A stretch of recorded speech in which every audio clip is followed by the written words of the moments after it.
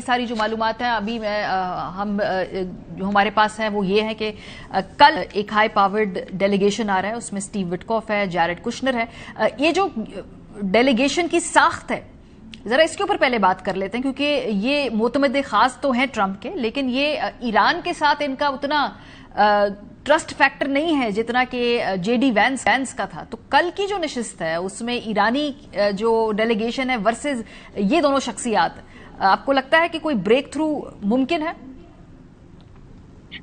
देखिए, मैं समझता हूँ मारिया, पहले तो सॉरी चौधरी साहब को, मेरा एजाज चौधरी साहब को बहुत सलाम और आपको भी बहुत सलाम। पहली चीज तो ये है कि ये अमेरिका की चॉइस है जी, वो किसको नेगोशिएशंस के लिए भेजना चाहता है। हमारे लिए इंपॉर्टेंट चीज ये है कि they are representing United States of America. बेशक वो प्रेसिडेंट ट्रंप के अपने नुमाइंदे हों या जिसके भी नुमाइंदे हैं, वो रिप्रेजेंट कर रहे हैं यूनाइटेड स्टेट्स ऑफ अमेरिका को। नंबर वन, पर्सनैलिटीज बहुत इंपैक्ट करती है। देखिए, उनके बारे में डाउट यही किया जाता है कि वो they are carrying Israeli agenda more than the American agenda.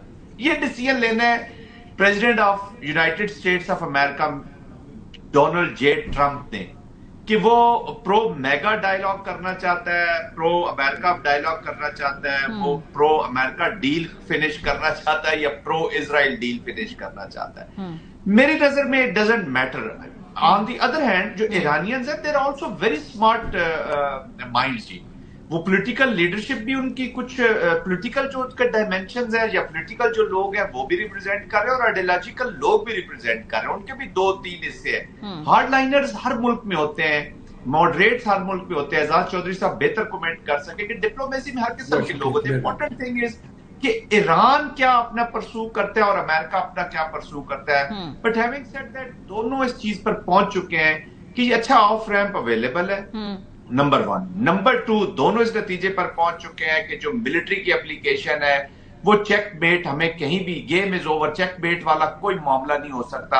हमें एक मिड कोर्स लेना पड़ेगा। अब अपनी डोमेस्टिक ऑडियंस की वजह से, डोमेस्टिक पॉलिटिक्स की वजह से, और ईरान में देखें आयतुल्लाह खुमैनी, अली खamenei की शहादत हुई है। 170 बच्चियां जो शहीद हुई हैं, उनकी तस्वीरें लेकर वो जहाज पे यहाँ पे तशरीफ लेकर आए थे, अगर आपको याद होगा। तो एक इमोशंस के साथ वो आए। वो एक छोटी मोटी डील या ऐसी डील करके कभी भी नहीं जाएंगे जहां पे एम्बेरसमेंट हो। अमेरिकन अभी देखे ना, 1 अप्रैल 2026 को प्रेसिडेंट ट्रंप कहते हैं कि जी मैं स्टोन एज में ले जाऊंगा। फिर 6 अप्रैल को आप ने फिर दे दी कि जी मैं इतनी बड़ी थ्रेट दे दी, अभी फिर आप थ्रेट दे रहे हैं। तो वो बार बार एक उन्होंने अपनी कौम का, एक अपने फॉलोअर्स का, कौम तो उनके साथ नहीं खड़ी इस वॉर में, लेकिन जो भी उनको फॉलो कर रहे हैं, जिन्होंने वोट डालने हैं मिड टर्म में, उनको ये बता रहे हैं कि जी मैं कुछ ना कुछ लेकर आऊंगा। तो ये वो चीजें होती रहती है। Good thing is process is intact, process is moving forward. अब देखते हैं कि इसके अंदर से वो क्या डील। लेकिन यूरेनियम अफजूदगी का जो मामला है वो इस पूरी लिस्ट में सबसे ऊपर है। अमरीकियों की अंडरस्टैंडिंग कुछ और है, ईरान की अंडरस्टैंडिंग कुछ और है। इस दौरान ये भी खबरें हैं जी किसी तीसरे मुल्क को फिलहाल ये जो यूरेनियम है वो हैंड ओवर कर दिया। इस वक्त इसके ऊपर डेडलॉक है। इसके मुमकिन तौर पे दोनों तरफ के लिए विन विन सिचुएशन क्या हो सकती है? क्योंकि अमेरिका को भी दिखाना है कि भाई हमने जो पिछले अहदाफ हैं उससे आगे बढ़ के कुछ हासिल किया। ईरान को भी अपने नेशनल प्राइड के अलावा अपने एग्जिस्टेंशियल थ्रेट के लिए भी यूरेनियम अफजूदगी दरकार है।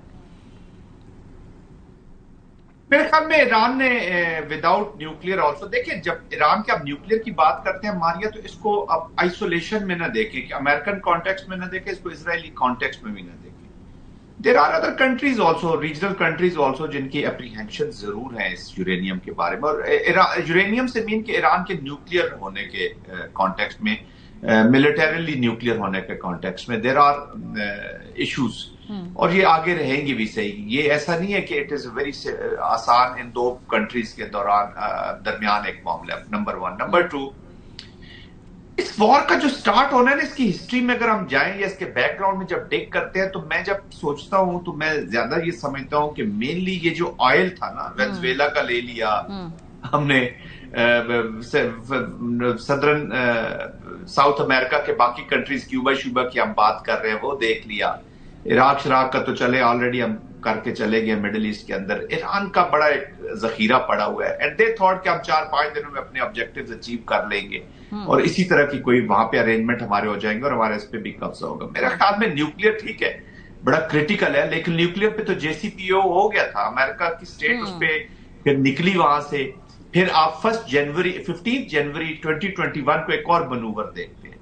वो क्या होता है कि जब सेंटकॉम में भेजा जाता है, इजराइल को यूरो कमांड से उठाया जाता है मारिया और सेंटकॉम में फिट किया जाता है। ईरान को एक एनिमी के तौर पे पेश किया जाता है। मिडिल ईस्ट में से आप पॉलिटिकल प्रॉन्ग पे आप अब्राहम अकॉर्ड को आप मूव फॉरवर्ड कर रहे हैं, and there are few countries जो अब्राहम अकॉर्ड को ज्वाइन करती है। तो आपने इजराइल को जो पुश किया, you push this elephant into the room, इसी मकसद के साथ किया कि एक इसका एक ये जो चौधरी है ना, वो इजराइल बन के बैठेगा और इसी की सिक्योरिटी आर्किटेक्चर से ईरान के खौफ से ये लोग यहाँ पे आके जुड़ जाएंगे इसके साथ, और इजराइल इनकी मजबूरी बन जाए और इजराइल विल लीड, और हम ये जितना ऑयल है या जो भी एनर्जी की सोर्सेज है इन पे हम कर देंगे। देखिए ना, ईरान तो 47 इयर्स की एनिमिटी रही है, नमोस्ती रही है। ईरान ने न्यूक्लियर को पहले हराम करार दिया, फिर चले उसको परसू तो वो हासिल तो नहीं कर पाया था ना। 60% यूरेनियम पड़ा हुआ था।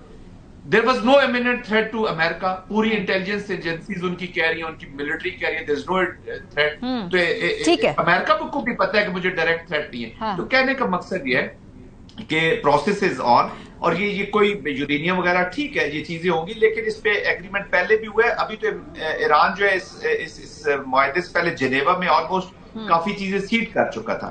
ये समझना कि वो पूरा उठा के यूरेनियम अपना हवाले कर दे अमेरिका के, इट इज नॉट हैपनिंग। तो बीच का कोई रास्ता निकालना होगा। इफ्तिखार ने इस दौरान हमें इफ्तिखार फिरदौस ने भी ज्वाइन किया। इफ्तिखार,